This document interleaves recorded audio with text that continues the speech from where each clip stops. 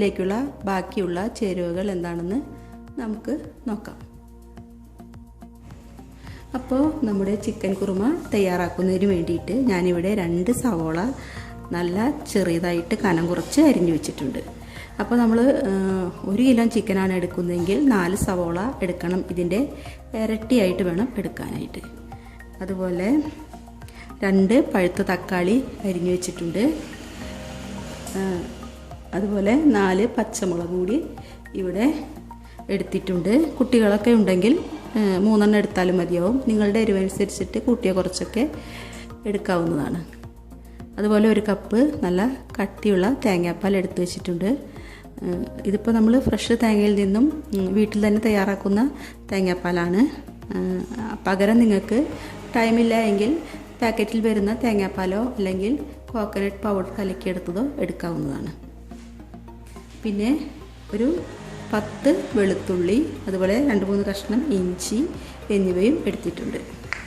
അതുപോലെ ആവശ്യത്തിനുള്ള ഗരം മസാല ഞാനിവിടെ ഇത് ആവശ്യത്തിന് ചതച്ചെടുക്കുകയാണ് ചെയ്യുന്നത്. പൊടിയല്ല ഉപയോഗിക്കുന്നത്. ഇങ്ങനെ ചതച്ചെടുക്കുമ്പോൾ നല്ല മണവും ഒക്കെ ഉണ്ടാവും. ആവശ്യത്തിന് അപ്പോഴേക്ക് എടുത്ത് ചതച്ചെടുക്കുകയാണ് ചെയ്യുന്നത്. അതുപോലെ അണ്ടിപ്പരിപ്പ് ഒരു 10 എണ്ണം എടുത്തിട്ടുണ്ട്. ഇതൊന്ന് കുതിർത്ത് അരച്ചെടുക്കാൻ വേണ്ടിയിട്ടാണ്. നിങ്ങൾക്ക് വേണമെങ്കിൽ കശകശ ചേർത്ത് കൊടുക്കാവുന്നതാണ്. ഞാനിവിടെ അണ്ടിപ്പരിപ്പ് മാത്രമേ ചേർക്കുന്നുള്ളൂ. അതുപോലെ കറി ഗാർണിഷ് ചെയ്യാനായിട്ട് കുറച്ച് മല്ലിച്ചപ്പ് അരിഞ്ഞതും അതുപോലെ വേപ്പിലയും എടുത്തിട്ടുണ്ട്. ഇതൊക്കെ നിങ്ങളുടെ ആവശ്യമനുസരിച്ച് കൂട്ടിയും കുറച്ചൊക്കെ എടുക്കാവുന്നതാണ്. ഇനി ആവശ്യമുള്ള പൊടികളൊക്കെ നമ്മൾ കറി തയ്യാറാക്കുമ്പോൾ കാണിക്കുന്നതാണ്. ഇത്രയുമാണ് ഇതിൻ്റെ ചേരുവകൾ. അപ്പോൾ നമുക്കിനി ചിക്കൻ കുറുമ തയ്യാറാക്കാൻ തുടങ്ങാം.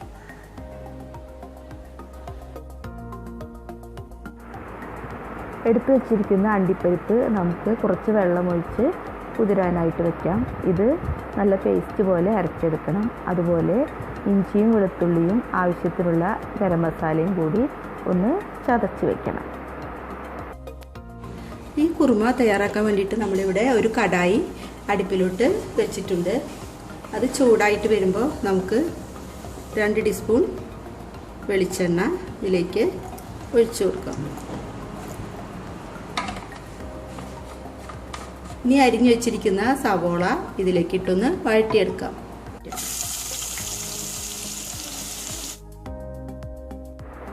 ഇതിലോട്ട് നടുവേ പിളർന്നു വെച്ചിരിക്കുന്ന പച്ചമുളകും പിന്നെ ആവശ്യത്തിനുള്ള ഉപ്പും കൂടി ചേർത്ത് കൊടുക്കാം. ഇഞ്ചി, വെളുത്തുള്ളി, അതുപോലെ ആവശ്യത്തിനുള്ള ഗരം മസാല ഒക്കെ കൂടിയിട്ട് നമ്മളിവിടെ ചതച്ച് വെച്ചിട്ടുണ്ട്. ഇതും കൂടി ഇതിലേക്ക് ഇട്ട് കൊടുക്കാം. ഇനി നന്നായിട്ട് മിക്സ് ചെയ്ത് ഇളക്കി നന്നായിട്ട് പച്ചമണം മാറുന്നത് വരെ ഇളക്കി കൊടുക്കുക. അപ്പോൾ ഈ വെളുത്തുള്ളി ഇഞ്ചിയൊക്കെ പച്ചമണം മാറി വന്നിട്ടുണ്ട്. ഗരം മസാലയൊക്കെ നമ്മൾ ആവശ്യത്തിന് അപ്പോഴപ്പോൾ പൊടിച്ചെടുക്കുന്നതാണ് നല്ലത്. പൊടിച്ച് വയ്ക്കുമ്പോൾ അതിൻ്റെ മണമൊക്കെ പോവും. ഫ്രഷായിട്ട് പൊടിച്ചെടുത്ത് ചേർക്കുമ്പോഴാണ് നല്ല മണവും സ്വാദൊക്കെ ഉണ്ടാവുന്നത്. ഇനി തക്കാളി കൂടി നമുക്ക് ഇതിലേക്ക് ചേർത്ത് വെക്കാം. ഈ തക്കാളി ഇതിൽ നന്നായിട്ട് വെന്ത് അലിഞ്ഞ് ചേരണം. അതുവരെ ഒന്ന് ഇളക്കി കൊടുക്കാം. നമ്മുടെ തക്കാളിയൊക്കെ ഇവിടെ വെന്ത് ഇതിലോട്ട് അലിഞ്ഞ് വന്നിട്ടുണ്ട്. ഇനി നമുക്ക് ആവശ്യമായ പൊടികൾ ചേർത്ത് കൊടുക്കാം. പൊടികൾ ചേർക്കുമ്പോൾ തീ ഒന്ന് കുറച്ച് വെക്കണം, ഇല്ലെങ്കിൽ പെട്ടെന്ന് പൊടികളൊക്കെ കരിഞ്ഞു പോവും. ഉപ്പ് നമ്മൾ ആദ്യം ഇവിടെ ചേർത്ത് കൊടുത്തിട്ടുണ്ട്. പിന്നെ നമുക്ക് ഒരു 2 ടേബിൾ സ്പൂൺ മല്ലി ചേർത്ത് കൊടുക്കാം. 1/2 ടീസ്പൂൺ മഞ്ഞൾപ്പൊടി, പിന്നെ 1 ടീസ്പൂൺ മുളക് പൊടി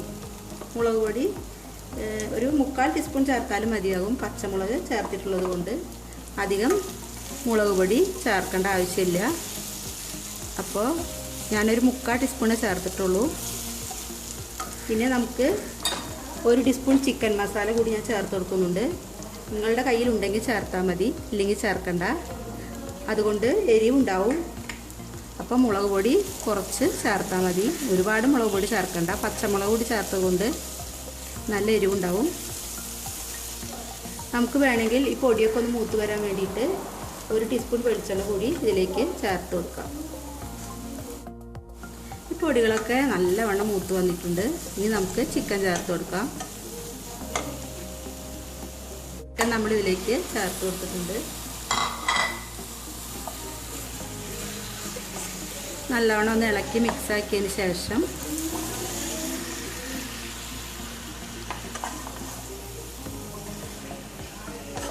ഒരു 1/4 കപ്പ് വെള്ളം ചേർത്ത് കൊടുക്കാം. അധികം വെള്ളം ഒഴിച്ചു കൊടുക്കേണ്ട ആവശ്യമില്ല. പകരം തേങ്ങയുടെ 2ാം പാലുണ്ടെങ്കിൽ അത് ചേർത്ത് കൊടുത്താലും മതി. ഈ ഗ്രേവി തിളച്ച് വന്നിട്ടുണ്ട്. ഇനി നമുക്കിതൊന്ന് തട്ടി പൊത്തി വയ്ക്കാം. ശേഷം കുറച്ച് സമയം ഇതിൻ്റെ മണമൊന്ന് പുറത്ത് പോകാതിരിക്കാൻ വേണ്ടിയിട്ട് മൂടി വെച്ച് വേവിച്ചെടുക്കാം. ഒന്ന് തീ കുറച്ച് വയ്ക്കണം. ഇനി ചിക്കൻ വെന്തതിന് ശേഷം നമുക്ക് ഇതിലേക്ക് അരച്ച് വെച്ച അണ്ടിപ്പരിപ്പും തേങ്ങാപ്പാലും ചേർത്ത് കൊടുക്കാം. നമ്മുടെ ചിക്കൻ ഇവിടെ വെന്ത് നല്ല മണമൊക്കെ വന്ന് തുടങ്ങിയിട്ടുണ്ട്. നമുക്കിനി ഇതൊന്ന് ഇളക്കി കൊടുക്കാം. ചാറൊക്കെ കുറുകി നല്ല മണമൊക്കെ വന്ന് നല്ല മിക്സായിട്ട് നല്ലതായിട്ട് വന്നിട്ടുണ്ട്. ഇനി നമുക്ക് ഈ അരച്ച് വെച്ചിരിക്കുന്ന അണ്ടിപ്പരിപ്പിൻ്റെ പേസ്റ്റ് ഇതിലേക്ക് ഒഴിച്ചു കൊടുക്കാം. ഇപ്പോൾ ചിക്കനൊക്കെ നല്ല വെന്ത് മസാലയൊക്കെ നന്നായി പിടിച്ചു വന്നിട്ടുണ്ട്. ഇനി ഇത് ഒരുപാട് തിളപ്പിക്കേണ്ട ആവശ്യമില്ല, ഒന്ന് ചൂടാവുകയേ വേണ്ടുള്ളൂ. അപ്പോഴേക്കും നമുക്ക് തീ ഓഫാക്കാം. നന്നായിട്ട് മിക്സ് ചെയ്ത് കൊടുക്കുക.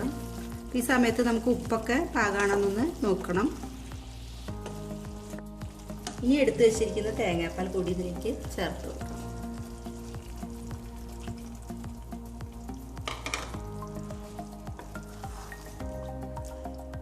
ഇനി ഇത് ഒന്ന് ചൂടായാൽ നമുക്കിത് തീ ഓഫാക്കാം.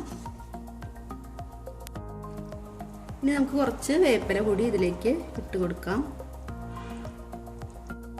ഈ കറി ഇവിടെ നന്നായിട്ട് തിളച്ച് വന്നിട്ടുണ്ട്. ഇനി ഒരുപാട് ഇട്ടിട്ട് തിളപ്പിക്കേണ്ട ആവശ്യമില്ല. നമുക്ക് ഫ്ലെയിം ഓഫ് ചെയ്യാം.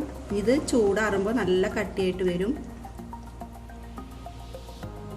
നല്ല ടേസ്റ്റി ആയിട്ടുള്ള ഒരു കറിയാണിത്.